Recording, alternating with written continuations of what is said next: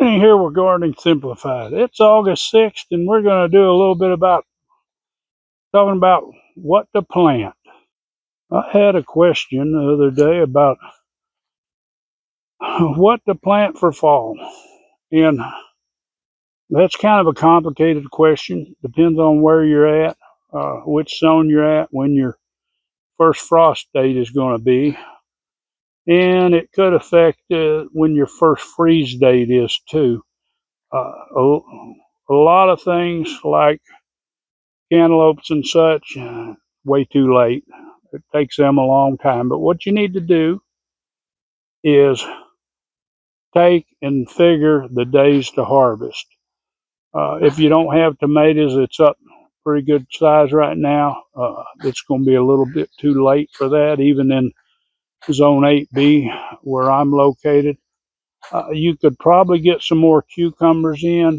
It would be pushing it, but what you need to do is first Google your first frost date for where you live. And a lot of plants, like uh, cucumbers, they're going to be frost sensitive. So you're only going to be able to harvest up till then. And say if it takes something 60 days to produce, and then you're going to want it to produce for, say, 2, 3, 4 weeks, uh, that would give you an idea of what you might plant. Now, here in our area, you could still plant you some cucumbers right now. You could plant you some summer squash. The heat will be rough on them. If you've got an area where they get some evening shade, that'd be great. Now, for those of you that normally see my garden weed free, we've been doing quite a bit, so we haven't been weeding in it.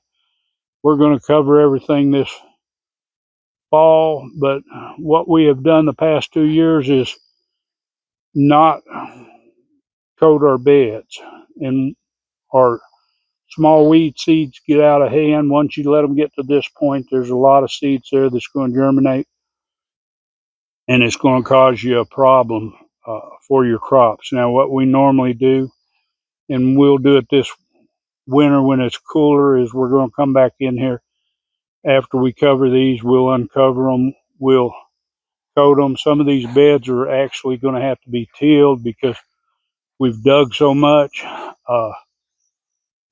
that they're in really rough shape. We'll pull our row covers up in the middle, being our beds are so high. We'll till, level it down some, then we'll come back and do our compost. And we'll talk about that whenever we do it. Now, where our sweet potatoes are, you can see we missed some in here. They're wanting to grow and come back. This particular variety right here, we dug these rows. We missed a few that were under the walkways right at the edge. We'll come back and get them, but we're going to have to dig these other rows to get the sweet potatoes that we missed out of there. I always talk about growing broccoli in the heat. Now, I do have shade cloth, but you can see this head. It's not as tight as, say, a cool weather head. It's not going to be quite as sweet, but this variety is still good and tasty. But they're just now coming on, making their heads this first week in August. And we have broccoli. For those of you, people tell you can't grow broccoli in the heat. That's not true. I say that over and over. But let's get back to what you can plant. Now, if you're going to grow your own onions, starts from seeds. We put ours in the ground about the middle to the end of October, and I figure it takes about 10 weeks, so that's about 2.5 months.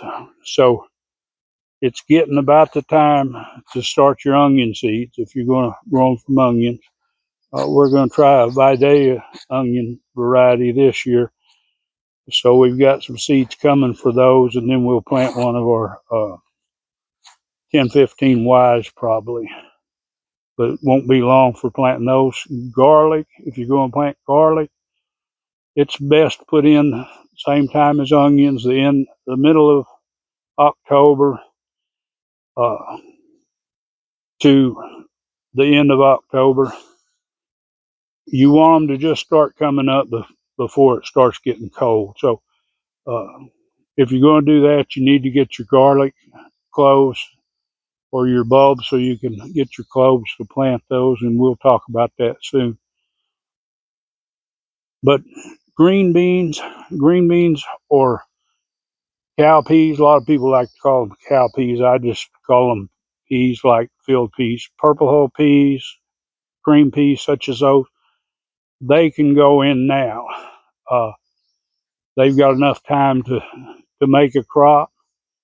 The heat will be rough on your green beans. So if you can, like I say, find a place that doesn't get quite as much evening sun, that'd be good if you're down here in the south where it's really hot. Because we're up close to 100, and we'll probably get up to 100 here this month, maybe halfway through the next month. Your field peas, they don't mind the heat. They can take a poor soil. They can take a little less moisture. They do good in if they do have good soil and they get plenty of moisture. But depending on your situation, that's something to consider. Some things that are going to do better in the cooler weather that you might want to plan for your fall planting. It's still just a little bit early if you're down here in the south, but if you're going to start another crop of carrots, your best carrots are going to be in the wintertime. Your best broccoli and cabbage is going to be in the wintertime. And if you're planting these from seeds, this would be the time to start your seeds because it's going to take them about 8 weeks for your brassicas, like your cabbage, your broccoli. So you get a decent sized transplant, because if it starts getting cold and they're not established, then they're not going to handle the cold weather very, very well. They will take below freezing temperatures, I think about 28 degrees, but those seeds need to be planted now. It's getting about time, and you could. Now I have cilantro growing here, and it's growing mighty slow, but cilantro, when you plant from seed, it takes it about probably 2 to 3, maybe even 4 weeks before it gets transplant size out of the cell tray. So if you're going to start it and you're going to go into the cooler time, it might not be a bad idea to start you a little cilantro. Like I say, on carrots, you want to wait probably about another month. They will take the heat, but you're going to have to make sure you keep them watered, because uh, carrots are a little harder to germinate. They like a lot of moisture for time until they get established. So consider that. But I want to say there's a lot of things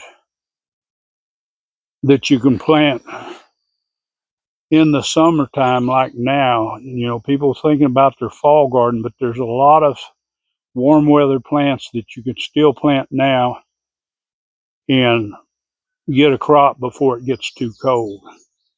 Yes, you want to take in consideration that you want to get your cool weather plants ready, like your broccoli and such, but you can see we've had days up close to 100 for past weeks, mid 90s to 98 degrees, and my broccoli's fine. It's just a matter of making sure you water it.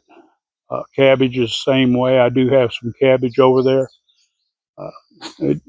If it gets stressed, it does have a little bit more problem with bugs affecting it, and I have to come in here periodically and spray this. They've got holes, but I try to keep this sprayed. But it will do better if you plant your seed now and get ready for your fall crop. But anyway, like I say, there's a lot of things that you can plant. There's a lot of things that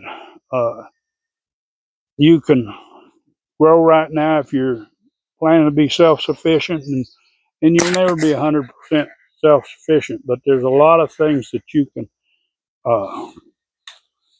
get in your garden right now and get prepared for a fall garden and even your late summer crops. So, and if you have any questions about it, I'll be glad to answer them in the comments.